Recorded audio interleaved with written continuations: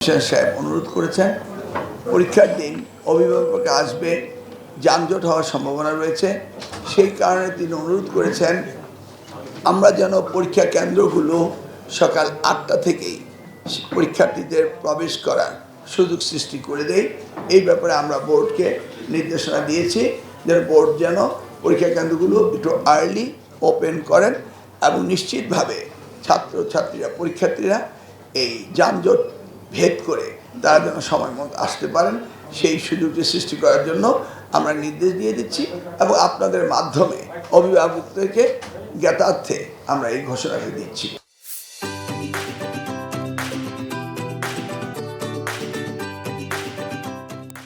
মূলত এবার পাবলিক পরীক্ষা অ্যাক্ট 1980 যেটা রয়েছে সেটাকে আমরা কয়েকদিনের মধ্যেই এটা ল মিনিস্ট্রিতে ভেরিংয়ের জন্য আছে, এটা আমাদের হয়ে যাচ্ছে।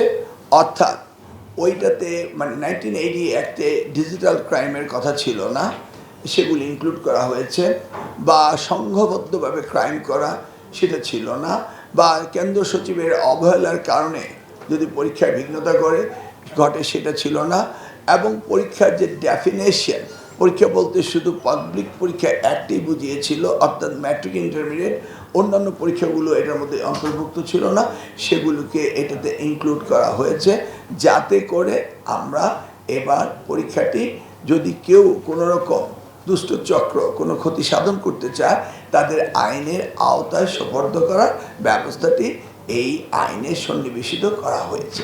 আমরা যেটা করছি এবার সেটা হচ্ছে আমাদের বোর্ডগুলো যে খাতা দেখার জন্য এক্সামিনারকে সিলেক্ট করে এবং তাদেরকে টাইম কম দেওয়া হয়, তাদের এমন কোনো পরিসংখ্যান নেই একজন শিক্ষক 300 খাতা লিখতে তার কতদিন সময় লাগতে পারে, সেগুলিকে আমরা এবার আনুপাতিক হারে কতটুকু সময় লাগতে পারে সেগুলি বিবেচনা করে তাদেরকে এনাফ সময় দেওয়া হচ্ছে এবং এক্সামিনার বাড়ানো হচ্ছে যাতে খাতাগুলো সুন্দরভাবে দেখেন। এবং খাতা দেখার পদ্ধতি ঠিক আছে কিনা এটা ইতিপূর্বে কখনো এই বিষয়গুলিকে খতিয়ে দেখা হয়নি। কোনো শিক্ষক কঠিন মার্ক দিয়েছেন, কোনো শিক্ষক ঠিকমতো কাজ করেননি, কোনো শিক্ষক হয়তো বা সময়ের অভাবে বর্গা খাতা দেখিয়েছেন। এই সমস্ত বিষয়গুলোকে আমরা আলোচনায় এনেছি, এনে আমরা প্রত্যেকটি বোর্ডের কিছু কিছু খাতা আমরা র্যান্ডম স্যাম্পলিং করব যে এক্সামিনাররা ঠিকমতো খাতা দেখছি কিনা, but it's not a threat to the student, এটা এক্সামিনার পরীক্ষা করব আমরা, সেটি একটি বিষয় এবার আমরা করতে যাচ্ছি, এক্সামিনারদের প্রশিক্ষণ এবং খাতা দেখা। তবে আপনি যে প্রশ্নটি করেছেন সেটার উত্তর হলো না, আমরা এমন কোনো ইনস্ট্রাকশন দেইনি এবং খাতা যেইভাবে লিবারেল ওয়েতে দেখতে হবে সেটাই তারা দেখবে। একটি প্রশ্নের উত্তর যদি 10টি লাইন থাকে 9টি যদি ঠিক হয় ওই যেইভাবে পার্সিয়ালি নাম্বার দেওয়া সেই সঠিকভাবেই দিতে হবে, এখানে অন্য কোনো ব্যবস্থা নেওয়া হয়নি। কোচিং সেন্টার ওকে, কোচিং সেন্টারের জন্ম কেন নেয় এটা আমাদের বুঝতে হবে। যখন ক্লাসরুমে এডুকেশন ঠিক হয় না তখন কোচিং সেন্টারের জন্ম হয়। আমরা টিচার্স ট্রেনিং, টিচার্স রিক্রুটমেন্ট এবং টিচারদের ক্লাসরুমে পরীক্ষা নেওয়া, লেখাপড়া করানো সেই ব্যবস্থাগুলো আমরা করছি। অতএব আমরা যখন ক্লাসরুম ইমপ্রুভ করব, আপনি দেখুন রেসিডেন্সিয়াল মডেল কলেজ অথবা বিজ্ঞান কলেজ সৈয়দপুর, এই ধরনের নামি দামি কলেজগুলোতে স্কুলের ছাত্রগুলো কিন্তু কোচিংয়ে যায় না, আপনি ক্যাডেট কলেজগুলো যায় না। কেন যায়? সেটা হচ্ছে আমাদের টিচিংয়ের দুর্বলতার কারণে।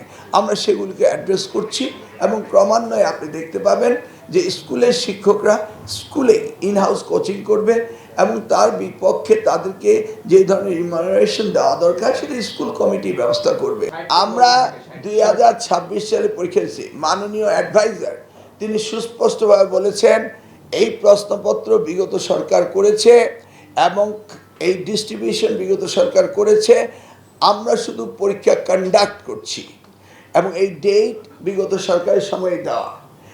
এখন আমরা নজরদারি করছি সাইবার ক্রাইমে যারা করবে, যারা প্রশ্নপত্র থানা থেকে বা ট্রেজারি থেকে উত্তোলন করবে তাদের ফোন নাম্বার রেখে তারা কোনো ক্রাইম করছে কিনা তাদের লিস্ট আমরা নিয়েছি।